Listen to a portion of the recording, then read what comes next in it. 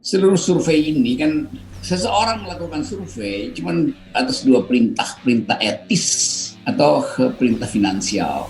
Nah, selama tidak dideklar dari mana uangnya, maka itu artinya dia tidak melakukan secara etis. Jadi dengan gampang aja kita anggap bahwa kalau Anda tidak menyatakan uangnya dari mana, itu artinya Anda berbohong. Kan etika itu final kan dalam soal itu. Jadi apapun hasil surveinya itu kan sekedar untuk memperlihatkan bahwa ada kenaikan, bahwa ada penurunan. Dan kalau seseorang itu disurvei bagus, itu artinya dia potensial gitu. Sama aja orang pasang baliho kita nggak tahu yang disurvei apa sebetulnya. Elektabilitas kan urusan teknis saja tuh.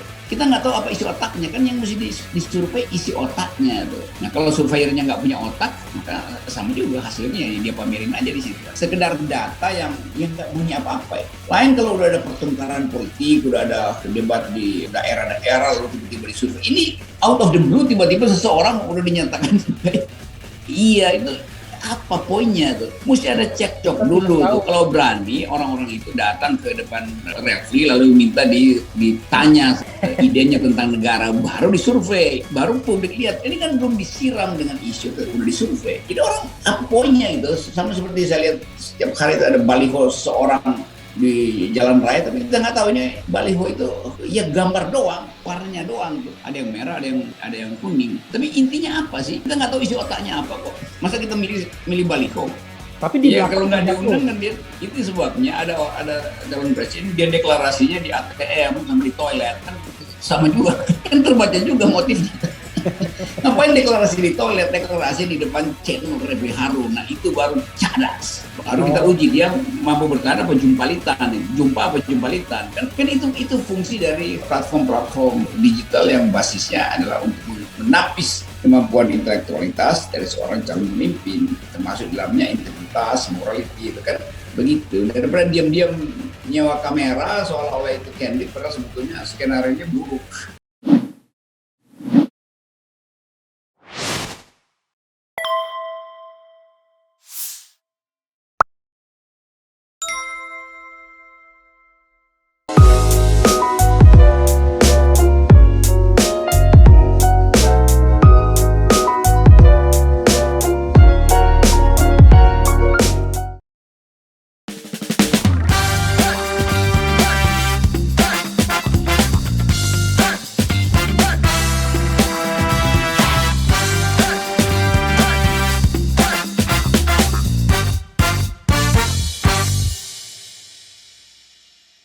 Kaitannya dengan presidensial threshold tadi adalah soal survei, ya kan? Ini dua mahkota, dua ujung tombak bagi oligarki untuk mendorong seseorang, 2 orang, 3 orang menjadi pemimpin negara ini. Mungkin begitu. Ada tulisan dari Direktur Eksekutif Indoparameter yang menulis jangan percaya dengan surveyor atau pollster, tapi dia bilang sih pollster RP. Kalau sudah poster RP pasti nggak percaya kita. Tapi intinya adalah saya ingin menetralisirnya adalah perilaku survei-survei yang sering katakanlah mengatakan elektabilitas dari calon-calon tertentu dan biasanya agak konsisten itu. Sampai hari hanya dan berkelindan dengan isu bahwa si X ini ada didukung oleh para cukong, kira-kira begitu. Dan ada story-nya yang dia buat pada tahun 2014, termasuk juga bagaimana para cukong katanya membohongi soal margin kemenangan Ahok dalam Pilkada DKI yang katanya 2-4%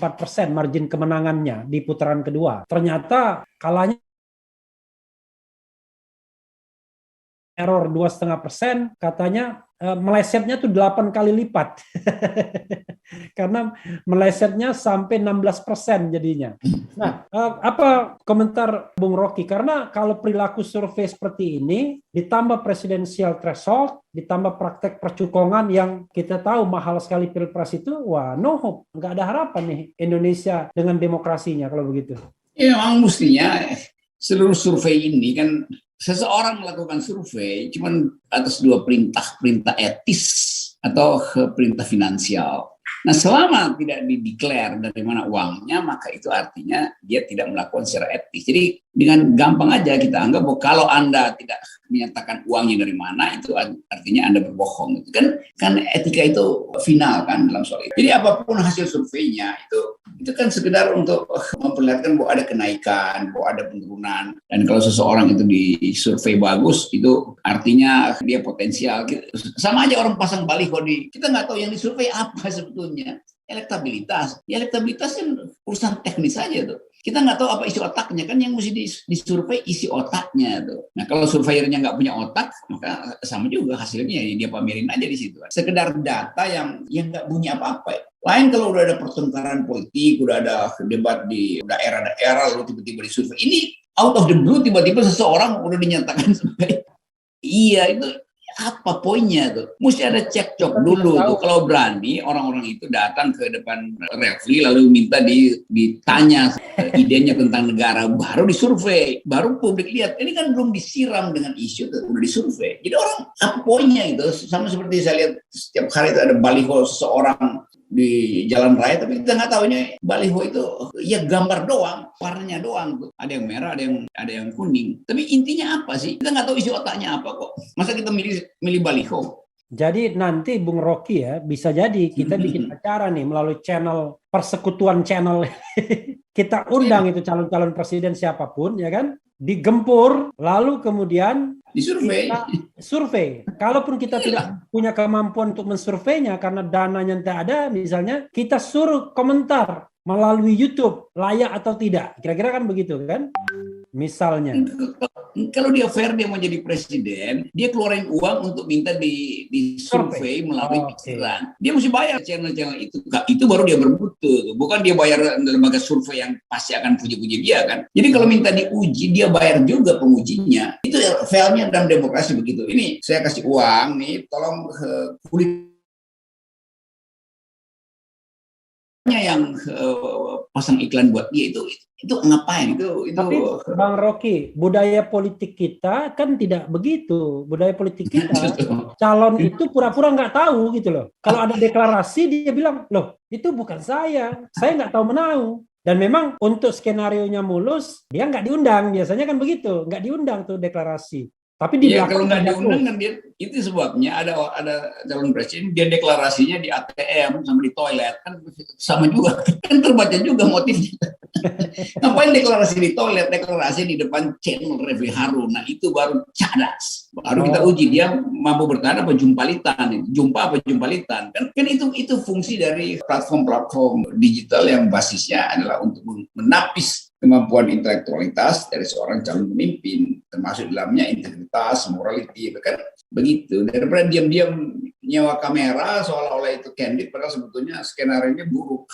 Oke, jadi dia ingin meredakan isu besar dengan isu kerakyatan, ya, isu kepedulian, tapi orang mengatakan, loh, yang kecil lo pikirin, yang gede lo biarin aja, kira-kira begitu. Ya, otaknya terlalu kecil untuk mikirin hal yang besar.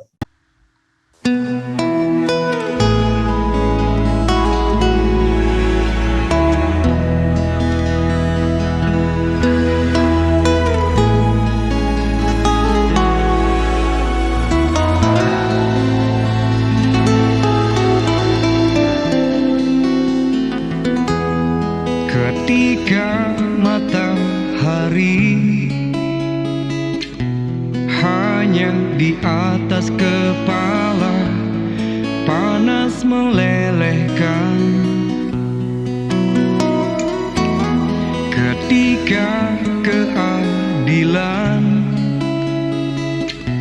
akan ditegakkan di hari akhir zaman.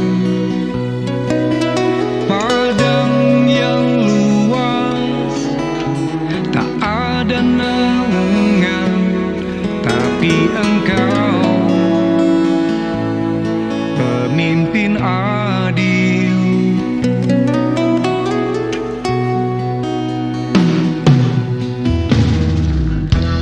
Setiap manusia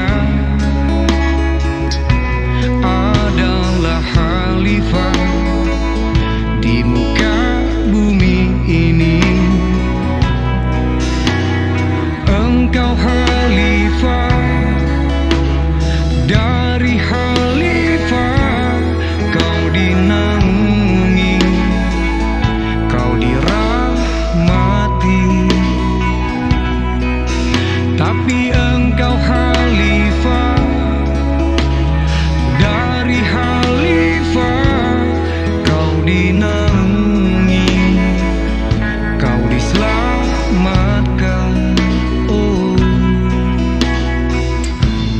dari hari pembalasan.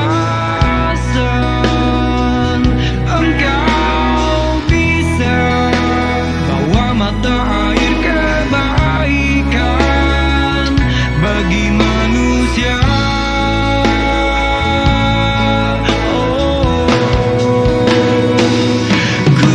Kuasamu juga bisa menenggelamkan umat manusia.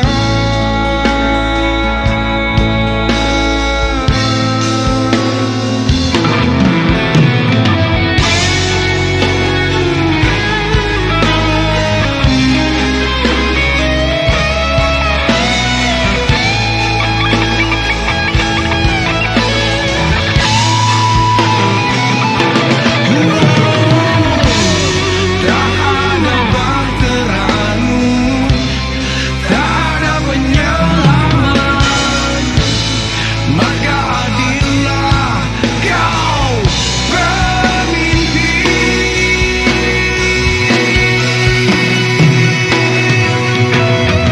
Engkau khalifah dari khalifah, kau dinaungi, kau dirahmati. Tapi engkau khalifah dari khalifah, kau dinaungi, kau diselamatkan.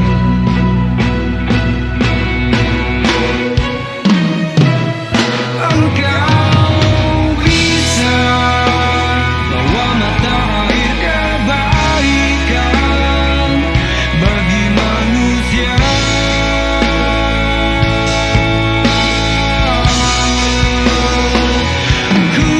Kuasamu juga bisa menenggelamkan umat manusia.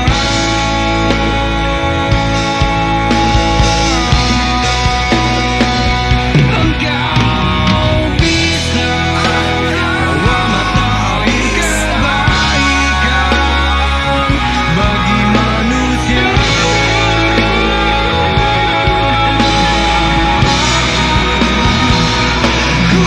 Kuasamu juga bisa menenggelamkan umat manusia.